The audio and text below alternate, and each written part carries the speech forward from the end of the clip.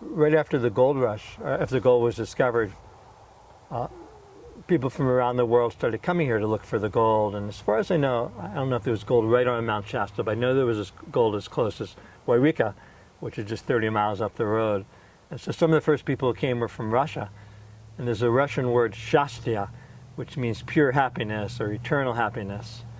So the Russians saw the mountain and they felt the energy. You know, they felt this reflection of their own essence. And they said, wow, I'm so happy. Shastya. And so it became anglicized as Shasta. So this is really the mountain of happiness. Hey guys, Zach O'Brien here with Active NorCal. We are in Mount Shasta, California with our friend Andrew Oser of Mount Shasta Retreat, and we're here to talk about the spiritual side of Mount Shasta. Andrew, you ready? All set.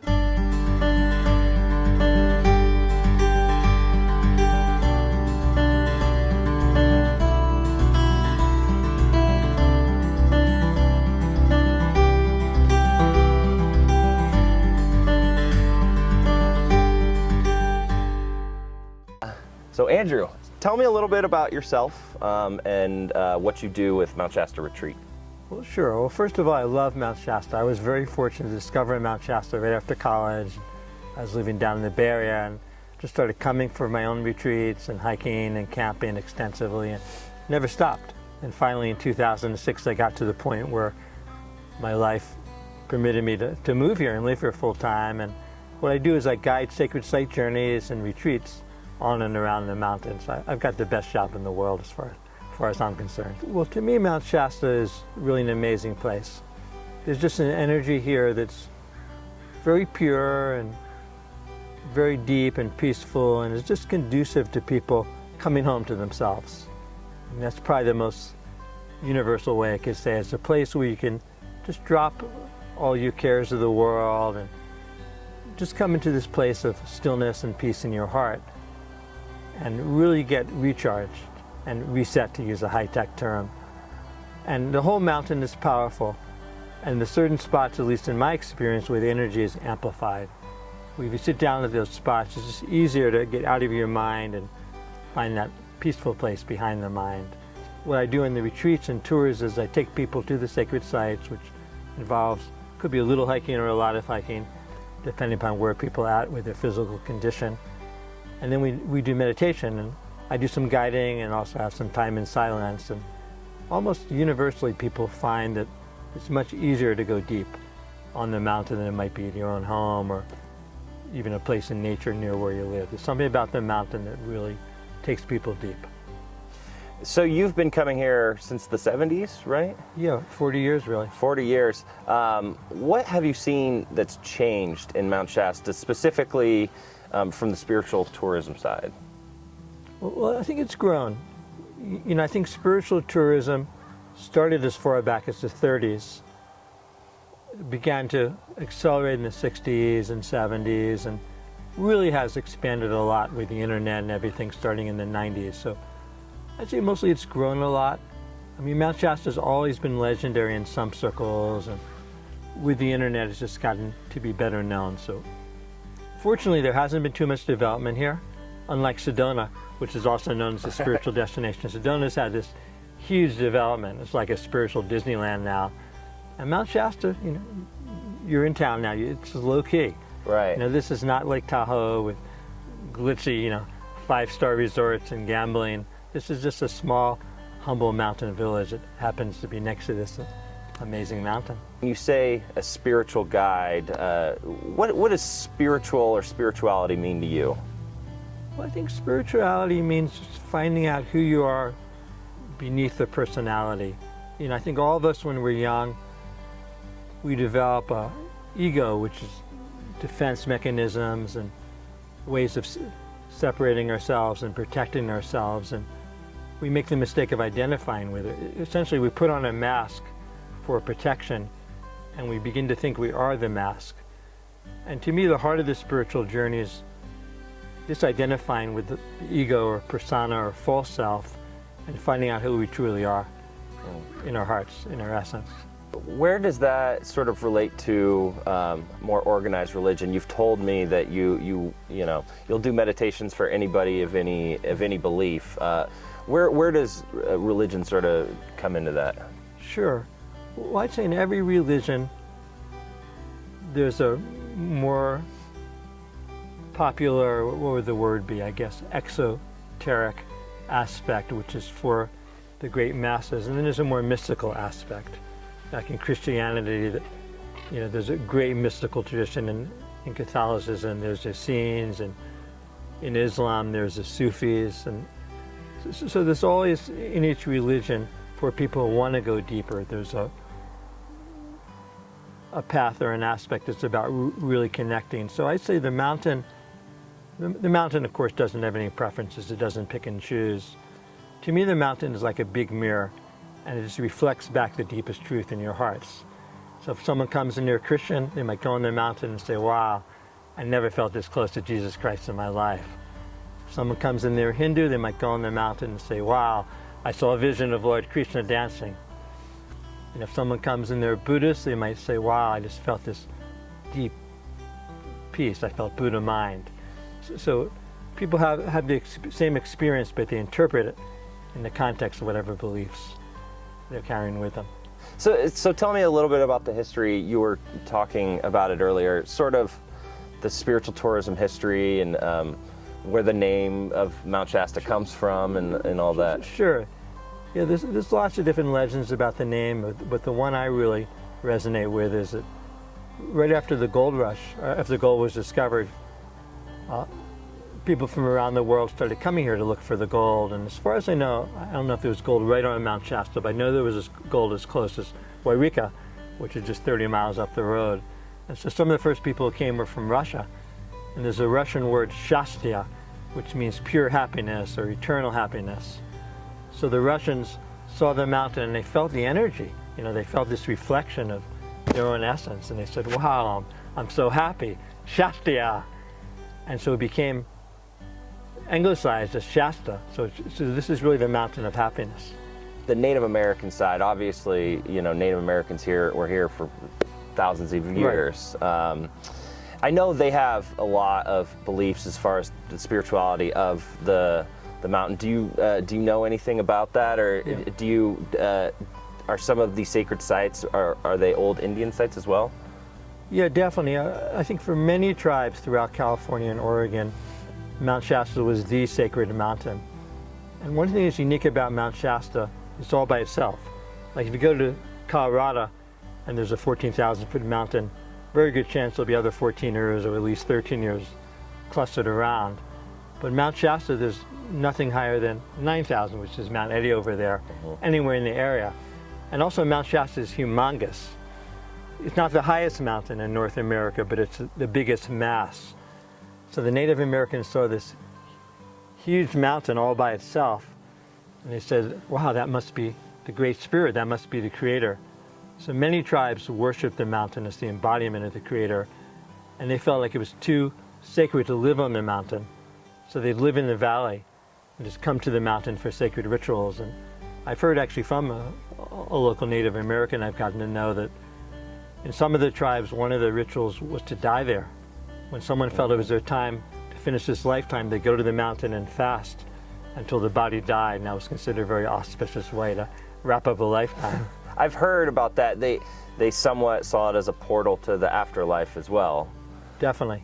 So tell me a little bit about the business behind spiritual tourism. Maybe just give a little history, then I'll focus on the present. Sure. So in the 60s, two things were happening. One, there was a spiritual awakening happening in America, fueled a lot by rock and roll and the Right. Beatles and psychedelics. And a lot of young people were going to India to look for God. And at some point the word started to get out in San Francisco, which was like the epicenter of the awakening with Summer of Love and everything. Hey, you don't have to go all the way to India. You can find God on Mount Shasta. So the hippie seekers started to come to Mount Shasta, which at the time was this very conservative lumber town. But the other thing that was happening at the same time is the beginning of the environmental protection movement. And as part of some of the regulations that were passed then, there was severe restrictions on cutting down trees in national forest, and it's all national forest here. So all of a sudden the lumber industry, which was like the lifeblood of this town and That's why Wairika was founded, because they're Yeah. lumber yards and yeah. Exactly. Yes, Siskiyou County was totally lumber-based economy, and all of a sudden that started to be ripped away and go way down, and so the town and the county really needed something else, and it was just when the spiritual tourists were starting to find Mount Shasta. So I think pretty quickly the local people, especially the business people, started to realize, hey, this is beautiful that we're a spiritual destination. So spiritual tourism has grown a lot. You know, with the internet, it's worldwide. I mean, we get people, I have clients, a lot of clients from Asia, South America, all over Europe, really very worldwide. And they learn about it through the internet mostly. And so Mount Shasta has a reputation as being a spiritual powerhouse, which I think is deserved. You know, for me, Mount Shasta is not hype. It's the real thing. And so more and more people are finding Mount Shasta, even though it's a little bit hard to get to. There's a small airport in Redding, or a little bit bigger airport in Medford, and closest major airport is Sacramento. But for a lot of the people who come here, you know, it's not like they're thinking, well, I want to go to the mountains, so, you know, maybe I'll go to the Rockies, or maybe I'll go to Shasta. It's like they feel called.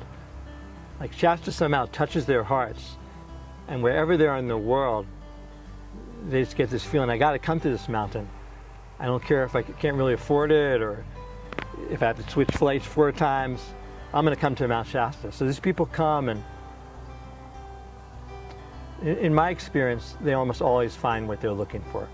Since the mountain, again, is not hype, it's a powerhouse. And so people come on this mountain and they experience, many of them, a profound peace they never felt before. They have an awakening to who they truly are.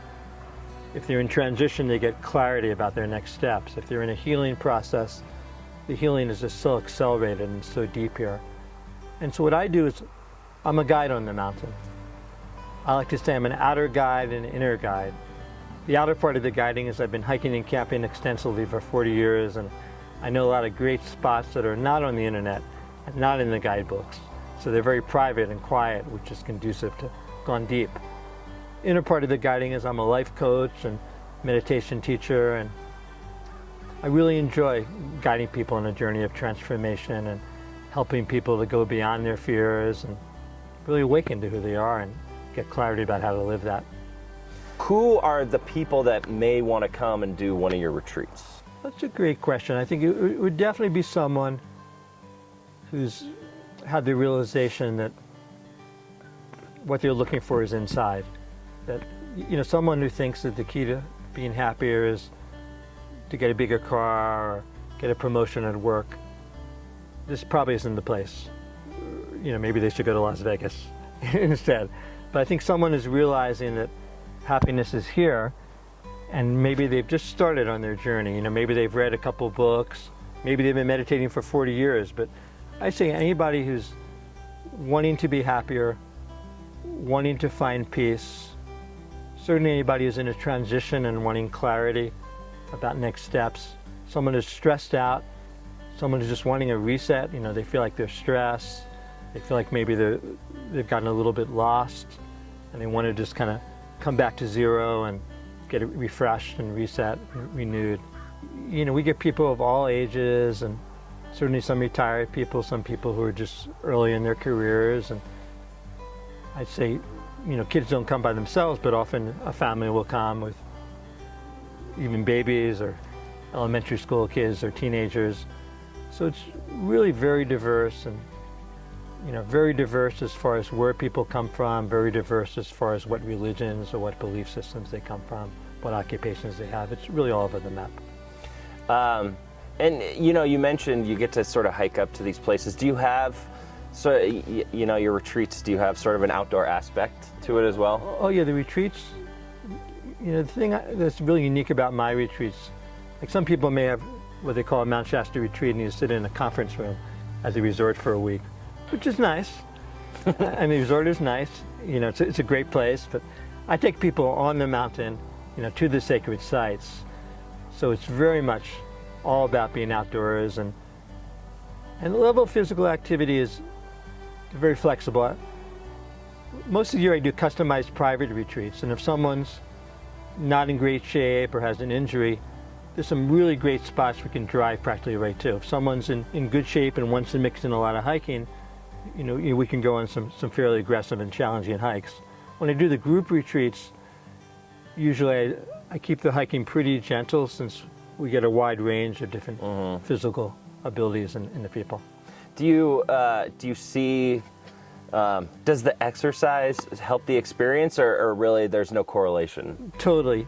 I mean, my background is as a tennis coach, and my spiritual journey began through tennis, actually. So to me, it's always been mind, body, spirit working together. And one metaphor I like is that if you just meditate all day on the mountain, it could be like if you have a teacup and you fill it with tea, and then you just keep on pouring. In other words, the tea will just start to flow over because the cup has all it can hold. But if you meditate and then you hike, it's like you pour the tea, you drink the tea, and then after you hike, you sit down in the next spot, and the teacup is empty again, so you fill it again. So it's really about integration. I'm all about integration. I'm not about people just going on the mountain, having a great day, then it fades away and nothing changed. I'm really about embodying it, bringing it into your cells and living it. And the hiking is a big part of that. It really grounds it. Now, I say we do a little short meditation session. I'm brand new, so I need some good instructions here. Okay. So Why don't we close our eyes and just settle in for a moment.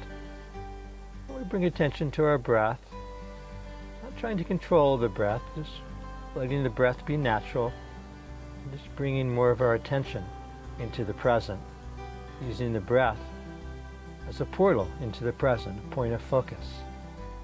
Just dropping in, feeling the simple, soothing rhythm. Breath flowing in, breath flowing out. If you really feel into that gap, it's a window into peace, into eternal beingness, really. You've let go of everything on the exhalation. And then there's a moment of nothing, just space. And out of that space comes new life. So at the end of the exhalation, there's a window into eternity. A chance to begin to touch into something deeper than the mind and the body. To begin to feel that space out of which everything comes. And in this space, there's so much peace. And with that feeling of being refreshed and feeling grateful, we can just let our bodies begin to move a little bit, not leaving the feeling of peace and deeper connection, just letting the body just naturally move while staying connected.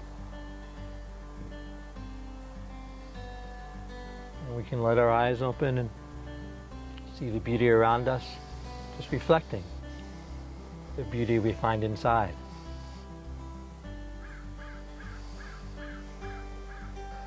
Wow. So I have a few reactions. When you talked about the breath and sort of collecting all the bad stuff and letting it out, I felt myself breathing a little bit harder, not on purpose, but because I'm trying to gather more. Also, when you said, listen to the sounds, right after that, a bird chirped in my left ear. I love that. That was awesome. That was great. I'm glad you enjoyed that. Is there anything else that you want to speak on, sort of about, the spirituality of Mount Shasta? Do you think we covered everything? Well, to me, the mountain is home. And it's not just home meaning a place on the earth where I feel comfortable, but it's something that reminds me of where I really come from. And it's not just my experience. I think many, many people come here and they experience a feeling of you're really coming back to a deeper place of being, coming back to source, you could say. So to me, the mountain is something on the earth that kind of represents, as much as anything on the physical plane can, that place of home, that place of pure space, of silence, of peace, of being. And I believe that's why people from all traditions are drawn here, because there is an energy here that helps all of us to connect with our hearts and the peace inside. Well, Andrew, thank you so much. So if anyone's interested in Mount Shasta Retreats, your website is? Yeah, it's just Mount Shasta Retreat, with Mount spelled out, Shasta Retreat, not with an S, just retreat. .net. So it's just Mount Shasta. MountShastaRetreat.net. And people are also welcome to call me. It's a 760-525-4512.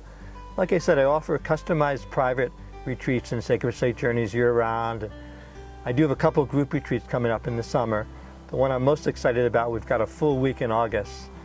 So if anybody is really ready for a deep, deep recharge and reset, we'll be spending a week on and around the mountain at the sacred sites, and we'll go through a full journey of releasing the past fully and deeply, coming home to ourselves in the present, and getting clarity and vision for next steps. So if anybody's interested in that, give me a call or check the website, or if you just want to come up for a day or even a half day, I can give you a taste. I also recommend your newsletter, which you've sent me some meditation, a quick meditation guide, and you send me updates. So I love your newsletter as well. So Andrew, thank you so much. This was a pleasure. My pleasure. Thanks everyone for watching. I'm Zach O'Brien with Active NorCal. Stay active.